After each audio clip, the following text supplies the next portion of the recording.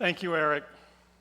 As Peter said, strong board leadership is a hallmark of this foundation. I have been blessed in my 3 years in this job, working with Jim Varnum, with Peter Berg, and now with Eric Herr.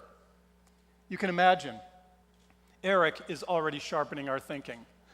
He also said to me the other day, he's got a little bit of a wit. We were at a board meeting, and he turned to me after David had talked about how the program was going to go tonight, and he said, "You do realize you're following those 3 people who got trained by the EF&H." I thought, now, how the hell did that happen?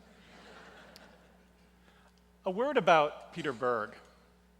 Our state owes much to our nonprofit board leaders, and Peter is simply among the best I've had the chance to work with in 30 years in this field. He is generous, he's inclusive, and he cares. So to my friend of 20 years and my partner for the last 2, thank you, Peter.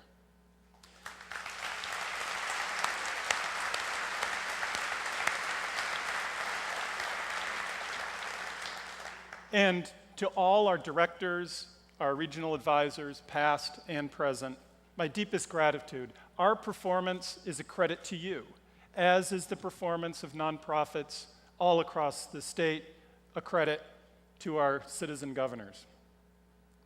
We dedicate this year's annual meeting and this year's annual report to a very special person, Norma Davio. Norma retired from the foundation last month after 40 years, making her not only our longest-serving staff person, but the longest-serving community foundation professional in America.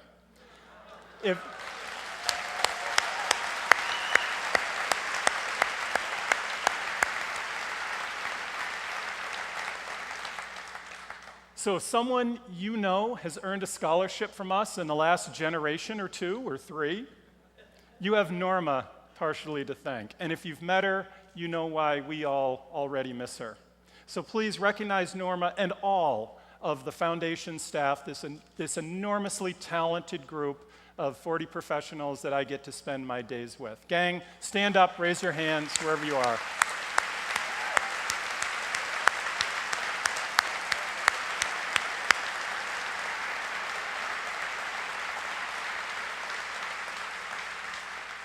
Thank you, Norma. An event like this doesn't happen by itself. To David Trueblood, to Kristen Oliveri, to Arya Newcomb, to the whole team who put this together, my deepest thanks to you. Innovation. It's easy to talk about, it's hard to do. So to Joy and to Bobby and to Margie and to all 15 leaders who went through Pitch Camp, thank you. Thank you for your courage. Thank you for taking that risk to make our sector stronger. To John, to Mary Jo, all the coaches, the members of the Entrepreneurs Foundation, many of the founders are here tonight, Sean and Evan, thank you for challenging philanthropy the way you challenge your businesses, and for giving back now rather than waiting until you've made it. Looking out on this room, I see a powerful network for good. Donors, nonprofit innovators, entrepreneurs, policymakers, community leaders, volunteers from every region and sector. If you're here tonight, it's because you care. You care about New Hampshire and her people. Your care probably runs deeper for some place, your town, your region, a special lake or a mountain, or for some people, the neighbors who benefit from your giving, the clients who depend on your agency, employees who make your business succeed, artists you support. And you are here because you know that caring isn't enough. We also must act. And to act effectively, we need to be honest. We need to be honest about what is going well in New Hampshire and what is not. First in the nation. That tagline for our primary is often used to define our state more broadly, and for good reason. As the governor has pointed out tonight, for 3 decades, this state has ranked among the top 5 in public health, safety, and raising families, in the top 10 for income educational attainment, conservation achievements, rates of voting. But first is not always a reason for pride. Those high averages of livability that define our state ignore growing geographic and economic disparity, and they obscure longer-term trends that demand our attention. Yes, we rate high in public health, but we also lead the nation in teen drinking and are next to last in access to treatment. We have a vibrant, high-tech and manufacturing economy, but we make it too expensive for our young people to compete effectively, get the education they need to land those jobs. We're still rated the best place in America to raise a family, but 1 in 5 kids now live in poverty in a community near you. These numbers are real. Too many of our neighbors are falling behind. Too many of our most promising young people are losing their way or they're leaving. Here's something we need to be honest about. We imported much of our success in the past few decades when this was the fastest growing state in the Northeast, attracting jobs, prosperity, economic opportunity, intellectual capital. But that growth boom stopped 6 or 7 years ago. Net population and job growth is flat. As the Center for Public Policy Studies and others have pointed out, the tailwinds we've become used to have turned to headwinds, and we have to pick up our game. Bobby said that zip code is not destiny. I say these trends and these numbers are not destiny. They're choices. They're choices about how we invest and how we raise and invest public funds and private capital. Choices about balancing individual rights with collective responsibility. About leadership and collaboration and inclusion and innovation. About the future, not the past. Fueled by the generosity of donors who have established those 1,700 funds and growing every year that Peter mentioned, and in collaboration with all of you.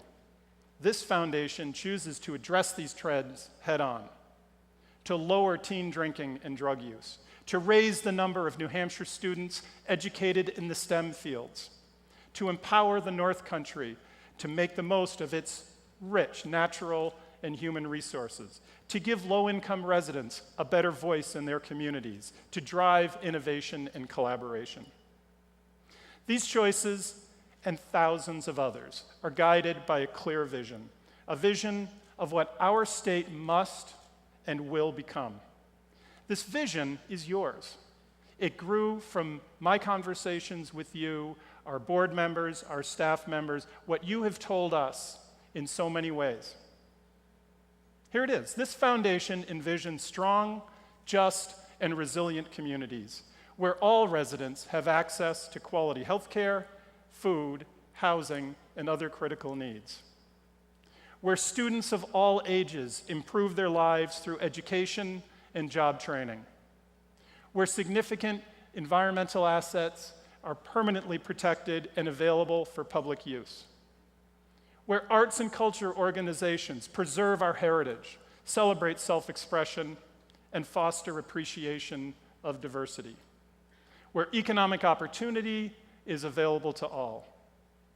And we envision strong, just, and resilient communities where residents give back generously and engage meaningfully in civic life, like all of you.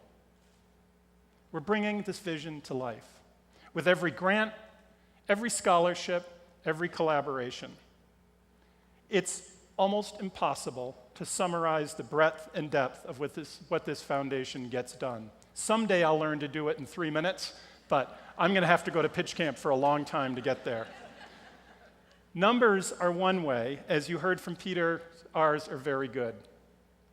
But the real power of this work, as you heard tonight from our pitchers, comes in stories. Stories of hope. Stories that transcend those challenges that we face. Stories that build on the strengths of New Hampshire, our small scale, our roll-up-the-sleeves attitude. So let me tell you 6, one for each part of our vision for New Hampshire. Franklin Mayor Ken Merrifield lost a young friend to drugs. It's far too common. Overdose kills more Granite Staters than car crashes. Ken knew he had to act, even if it saved only one life. So he turned to the local prevention coalition. There's now one in every region of the state, funded and created in partnership with the foundation to get prescription drugs off the street. Other than the federal government, our foundation is the largest source of student aid in New Hampshire. James Pointer used his scholarship to study computers and electrical contracting at Nashua Community College. But far more importantly, he used it to turn his life around and to set an example for his young daughter. This is Paul Malik. Paul Malik's 5th grade class in Milan is studying watershed ecology through an AMC outdoor learning lab.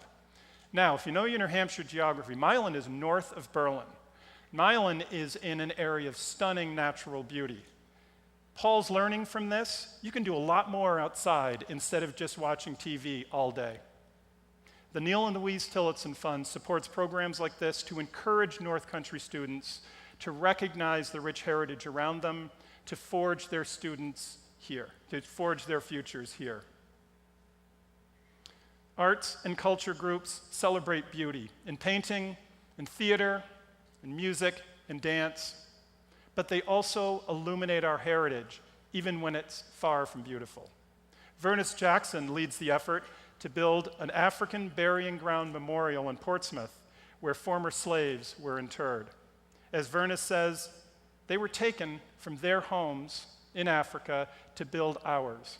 How can we not honor them? Hundreds of small farms, like Brookfield and Canterbury, are growing food and the local economy together. The Mahoney family is working with the Community Loan Fund to get the business skills that they need to succeed. Thanks to gifts from donor-advised funds, from some of you in the room tonight, the foundation has granted more than $300,000 to this program at the Community Loan Fund. And finally, this is Jen and Julia Cole of Pittsfield. They used to sit on the sidelines during important dates in town. They felt they just didn't have a say. Now, they're leading community conversations in Pittsfield that have led to a $2 million grant for school improvement. This effort was organized by New Hampshire Listens, which we have funded since its start. Julia, in high school, told us, "I feel more important because I was involved in such a big thing." Involved in such a big thing. Julia Cole and her mom cared about the future of their town, but they didn't know what to do about that care. With the foundation's help, they were given a choice to engage, and they made it. Our work, thanks to all of you, unfolds in thousands of stories like these. We all have some choices to make about the future as individuals and communities. And it starts with this room, this amazing network of people who care enough to act, who refuse to be defined by what we can't do and by who and those we will leave behind, but by what we will do and those we will bring along. So I ask you tonight to give more, to keep adapting and innovating, to bring your ideas forward, to help decide where this state needs to be in 10 years and bring your full selves to the task. The governor pointed out tonight that over the next few weeks, the budget will be resolved. It occurs to me that every 2 years, we decide at some level who we are as a state in this frantic 2 or 3 week period where we work out our state budget. You might like how it comes out, you might not, but we have to be clear what we communicate about who we are as a state, what we care about, what we do, is largely encapsulated in that 2 week period and the state budget document. What we need to do is forge a vision for New Hampshire that transcends that. So our hard-working public servants and policymakers have a background against which to make those important decisions. I know so many of you in this room, and you know that I love writers and writing. And I always close with quotes, and I'm going to do it tonight. My quotes tonight are from two leaders who faced hugely turbulent times. The first is Václav Havel. Vision, Havel told the world during the Czech Revolution, is not enough. It must be combined with venture. It is not enough to stare up the steps. We must step up the stairs. More than 100 years earlier, President Lincoln wrote to a bitterly divided Congress this message: "We can succeed only by concert." It is not, can any of us imagine better, but can we all do better? As our case is new, so we must think anew and act anew. Vision, working together, thinking anew, stepping up. That's what New Hampshire needs from its community foundation, and from its leading givers and donors and thinkers. Thank you for being one of them. Thank you for stepping up, and thank you for being here with us tonight. So now, please join us in food and conversation. Go through the doors that are going to open up in the back of the room. Drive safely, and thanks again for being who you are and what you do.